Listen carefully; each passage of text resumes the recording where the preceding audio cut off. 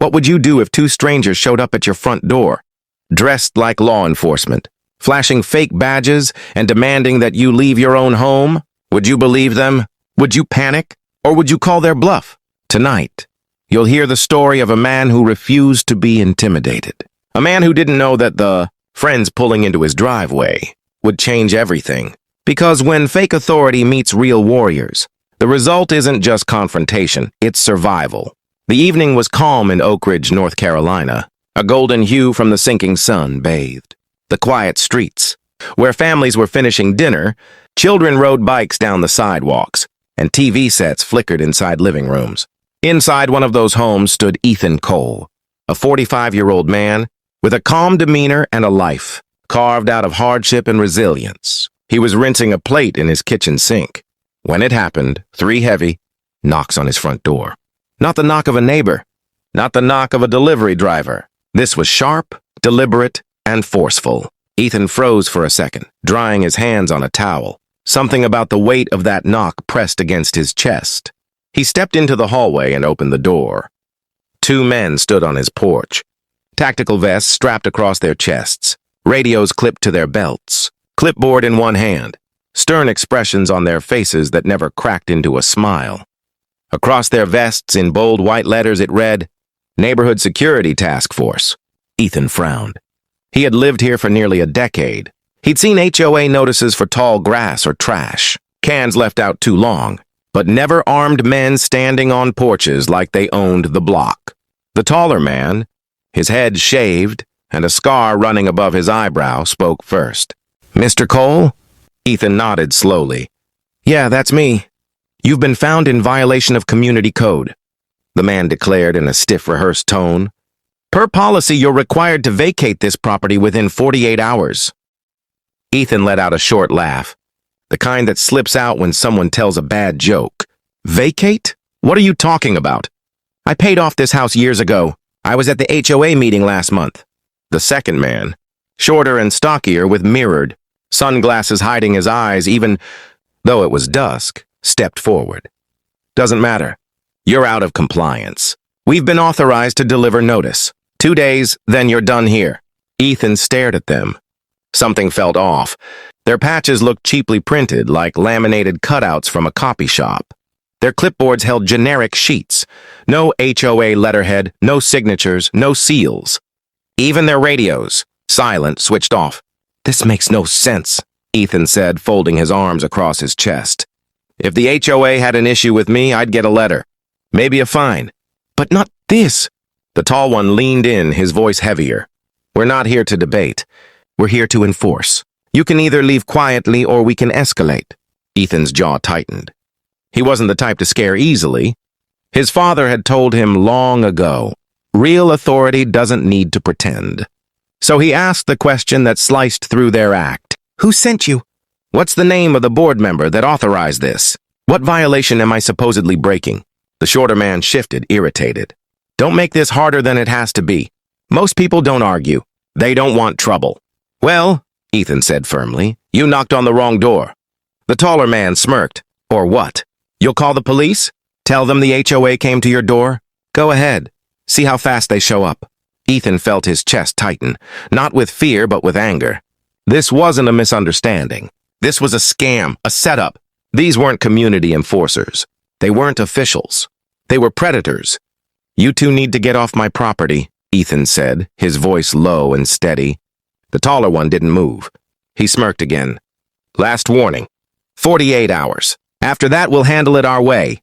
They finally turned, walking back to a black SUV parked at the curb. But they didn't leave. They sat inside, engines idling, watching him. Ethan locked his door, pacing the living room. He thought about calling the HOA president, but stopped. That's what they wanted. Panic. Fear. Desperation. He wasn't giving them that satisfaction. Instead, he peeked out the blinds. The SUV still sat there, the 2 men inside. One tapping on a tablet, the other staring straight at his house. Ethan muttered under his breath. Yeah, real official.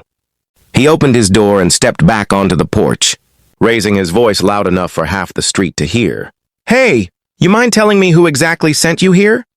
The tall man climbed out of the SUV again, boots thumping against the pavement. He walked slowly back toward Ethan. "We already told you.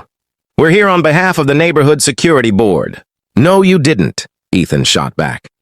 "You fed me a line and expected me to swallow it. So let's try again. Name. Which board member authorized this?" The man's jaw twitched. His tone sharpened. "You're asking too many questions for someone about to be homeless." That did it. Ethan stepped off his porch, closing the distance until they were nearly face to face. "I've lived here longer than you've probably been in this county. If the board had an issue with me, I'd get a letter, an email, a meeting. Not two guys in fake vests trying to strong-arm me." The shorter one now approached, shoving a paper at Ethan. "Here, read it. You'll see we're not messing around." Ethan snatched the paper and glanced down. He almost laughed out loud. No signatures. No official seals. Just a typed-up template that looked like it came straight off the internet. He waved it in the air. "This garbage isn't worth the ink. You really think anyone's falling for this?" The shorter man sneered. "You don't get it. We don't need you to believe us. We just need you to pack your things and leave." Most people don't argue. "Well, congratulations," Ethan shot back. "You found the wrong guy." For a moment, silence blanketed the street. The imposters stood rigid, their act slipping. Ethan, however, stood taller now, adrenaline fueling him. And then, just as the tension thickened, headlights appeared at the end of the block. A line of 3 vehicles rolling slow, engines humming. The tall imposter glanced over his shoulder, frowning. "Friends of yours?" Ethan folded his arms, his lips curving into a faint smile. "You could say that." The cars stopped. Doors opened, and out stepped 6 men. Not just men, brothers. Former Navy SEALs, each carrying themselves with the kind of authority you don't fake. Broad shoulders, sharp eyes, a calmness that came only from surviving the worst. Grant Maddox, Logan Hale, Reed Vaughn, Trent Cross, Cole Stroud, Mason Riker, all of them Ethan's brothers in arms. The imposters didn't know it yet, but their night had just taken a turn they would never forget. Ethan's mind was spinning. Mason Riker had just revealed a truth that twisted everything. Ethan thought he knew about his neighborhood. The so-called Neighborhood Security Task Force wasn't just a harmless committee, they were a facade, a smokescreen, a private network fueled by money, power, and the desperation of homeowners who thought they were protecting their streets. The shadows of the street lamps stretched long as Ethan sat on his porch, the night air heavy with tension. Across the street, he could see Logan Hale standing near his SUV, phone pressed to his ear, pacing like a man with secrets too heavy to contain. Not far away, Trent Cross leaned against a fence, his sharp eyes scanning every movement, every flicker of light, as though he were more watchdog than man. And then there was Reed Vaughn, quiet, unreadable, always a step back but never absent. He wasn't loud like the others, but Ethan knew better than to underestimate him. Ethan whispered to himself, "What have I walked into?" Mason's voice echoed in his memory. "You think this is about safety? It's about control. Always has been." The next evening, Ethan decided to dig deeper. He followed Logan, keeping his distance, as the man drove through winding roads, until he pulled into a half-lit parking lot behind a decrepit warehouse on the edge of town. Ethan's heart pounded as he crouched behind a stack of old crates, watching. One by one, the others arrived: Trent, Reed, and even Grant Maddox, the man who always carried himself like a self-appointed commander. The group gathered in a circle, their voices low, but the tension in their body language screamed louder than words. Through the broken glass window, Ethan strained to listen. Grant's tone was sharp, commanding. "We keep it clean. Nobody steps out of line. We don't just guard this place, we own it." Trent crossed his arms. "And what about Cole Stroud? He's asking questions we don't need." Ethan froze. Cole Stroud, his old friend, the one who had first warned him, something felt wrong in the neighborhood. Logan smirked. "If he wants answers, we'll give him one. Permanent ones don't ask twice." The room erupted in low laughter, dark and heavy, and Ethan felt his stomach drop. These weren't neighbors playing at security. They were predators circling their prey. Later that night, Ethan met with Derek Shaw, a former police officer who had grown disillusioned with the way the task force had taken over the community. Derek's face was lined with years of exhaustion, but his eyes still burned with conviction. "I tried to stop them once," Derek admitted, his voice barely above a whisper. They don't forgive. They don't forget. I lost everything because I went against them. Ethan clenched his fists. So what do we do? Just let them run this place into the ground? Derek shook his head.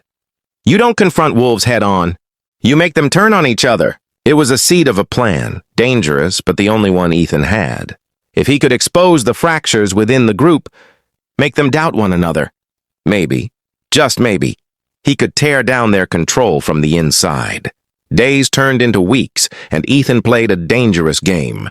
He whispered rumors where he knew Trent would overhear, left anonymous notes where Logan would find them, and fed just enough half-truths into the group's already fragile trust to spark suspicion. Slowly it worked. Grant Maddox began questioning Reed's loyalty. Trent accused Logan of keeping secrets, and Reed, calm as ever, only deepened their paranoia by refusing to explain his late-night disappearances. The tension cracked open one stormy night when Ethan found himself once again, hiding near the warehouse.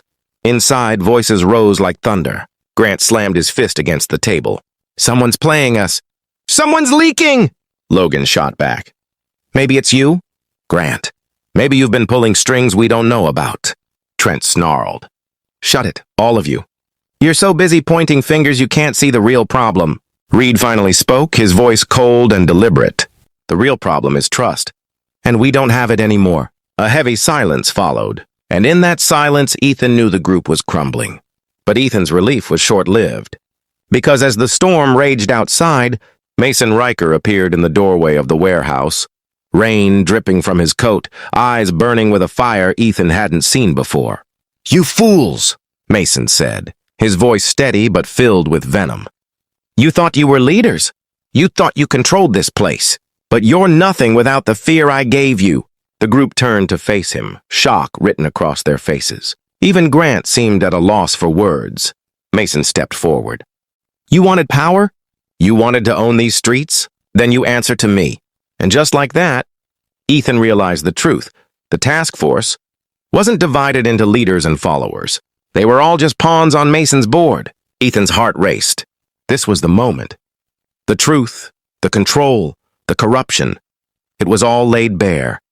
If he could capture this, if he could reveal Mason's grip to the world, the nightmare of the task force could finally end. But one wrong move, one snapped twig beneath his shoe, and Ethan would become just another name whispered about in the dark. And in that final moment of silence, with the storm outside and Mason's shadow looming over them all, Ethan had to make a choice.